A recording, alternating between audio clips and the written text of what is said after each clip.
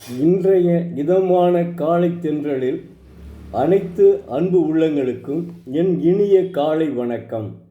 இன்று ஒரு குறள். அதிகாரம் 38 ஊழ்.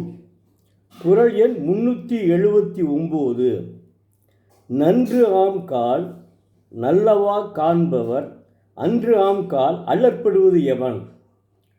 தெய்வப்புலவர் திருவள்ளுவர் நல்வினை விளையுங்கால் அதன் விளைவாய இன்பங்களை துடைக்கும் திறன் நாடாது. இவை நல்ல என்று இயந்து அனுபவிப்பார். ஏழை தீவினை வினையுங்கால் அதன் விளைவாய துன்பங்களையும் அவ்வாறு அனுபவியாது துடைக்கும் திறன் நாடி அல்லல் உழப்பது ஏன் என் கருதி. அதாவது அற்புதமான குறளுங்க. அதாவது நன்மை செய்தால்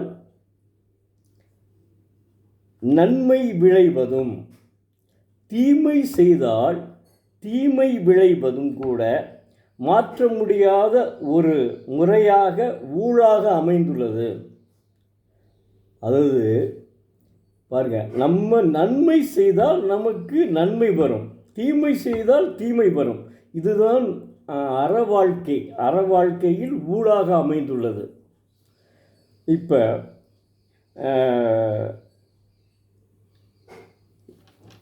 நன்மை செய்வதோ தீமை செய்வதோ மனிதனுடைய கையில் இருந்தாலும் நாம் தானே செய்ய போகிறோம். நன்மை செய்கிறதும் தீமை செய்கிறதும் நம்முடைய கையில் தான் உள்ளது. ஆனால் அதன் விளைவு செய்வது நாம் கிடையாது. அதுதான் ஊழ். அந்த ஊழின் பயனாகத்தான் இவன் நல்லது செய்தால் நன்மை செய்தால் அவனுக்கு நல்லது கிடைக்கும், நன்மை கிடைக்கும். இவன் தீமை செய்தால் அவனுக்கு தீமை தான் கிடைக்கும். அதை மனிதன் செய்ய முடியாது. அது ஊழ் வினை. அதைத்தான் தெய்வப்புலவர் திருவள்ளுவர் அழுத்தி சொல்லுகிறார். அது மறுக்க முடியாத உண்மைங்க. தாம் செய்த வினைகளுக்கு ஏற்ப அந்த வினை அமையும். அதாவது நல்ல நெறியை கடைப்பிடித்து நடப்பது நன்மையும், தீய நெறியை பின்பற்றி நடப்பது தீமையையும் தருவது அறத்தின் ஆட்சியாக ஊழின் வலிமையாக உள்ளது.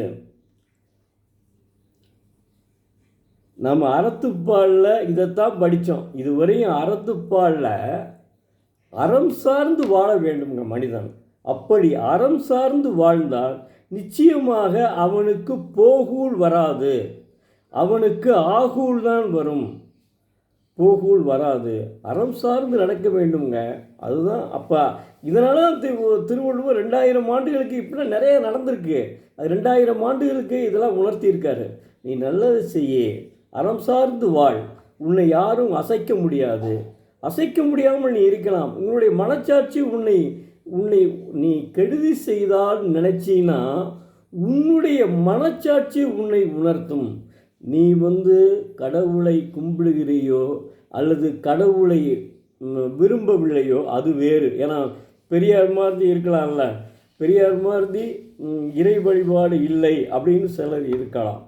பெரியார் மாதிரி இல்லாமல் மற்றபடிக்கு இறைவன் நமக்கு உண்டு அப்படின்னு நினைக்கிறவர்கள் இருக்கலாம். அது அவரவர்கள் விருப்பத்தை பொறுத்தது. It is depend upon their will and pleasure. It is depend upon their whims and fancies. அது அவரவர்களுடைய எண்ணத்தை பொறுத்தது.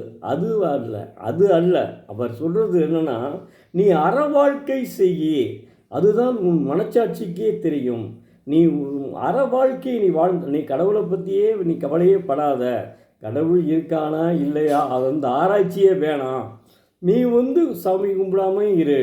ஆனால் அற வாழ்க்கை வாழ். அந்த அற வாழ்க்கை தான் உன்னை நல்லவனாக வைப்பதும் தீயவனாக வைப்பதும் அந்த அற வாழ்க்கையில் தான் இருக்கிறது. நாம் என்ன விதைத்தோமோ அதுதாங்க விளையும். அதைத்தான் நாம் அறுவடை செய்ய வேண்டும்.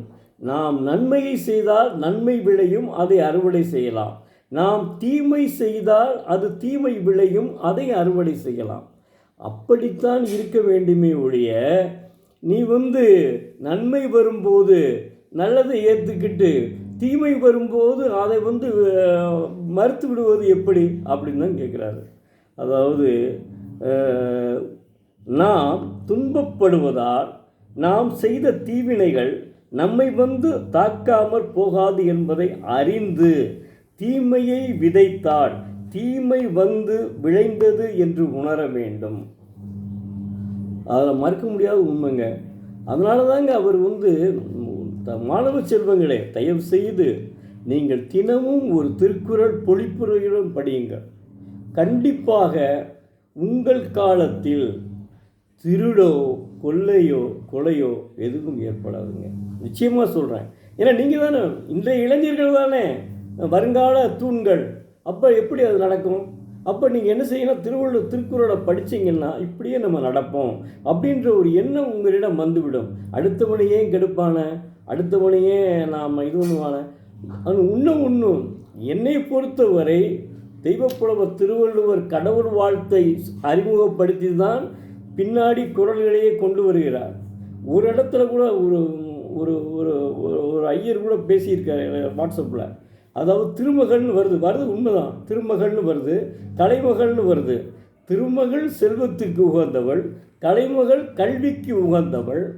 அப்போ அவர் என்ன சொல்கிறாருன்னா, அவர் இறைபக்தி உண்டு. அவருக்கு இறைபக்தி இல்லைன்னா அவர் இந்த அளவுக்கு பேச முடியாது முதல்ல. ஆனால் நீங்கள் என்ன இள வயசில் இருந்தே இறைபக்தியையும் உணர்ந்து கொள்ளுங்கள். உங்களுடைய தாய் தகப்பன் இறைபக்தி இல்லாமல் இருக்கலாம்.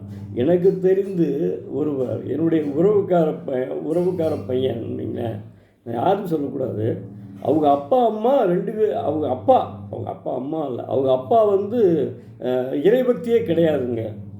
ஆனால் இவன் மயம் பிஇ முடிச்சுட்டு மிகப்பெரிய வேலையில் இருக்கிறாரு. அவர் என்ன செய்கிறாருன்னா, அவர் தன்னுடைய தான் அந்த அனுபவங்கள் இருக்குல்ல, அந்த அனுபவ ரீதியாக இறைவன் உண்டு அப்படின்னு நினச்சி அவர் இறைபக்தி பயங்கரமாக அந்த வீட்டில் இருக்குது. அவருக்கு இன்னும் அவங்க அப்பாவுக்கு பிடிக்காது. ஆனால் அவர் என்ன செய்கிறாருன்னா மகன் இறைபக்தியோடு இருக்கிறார்.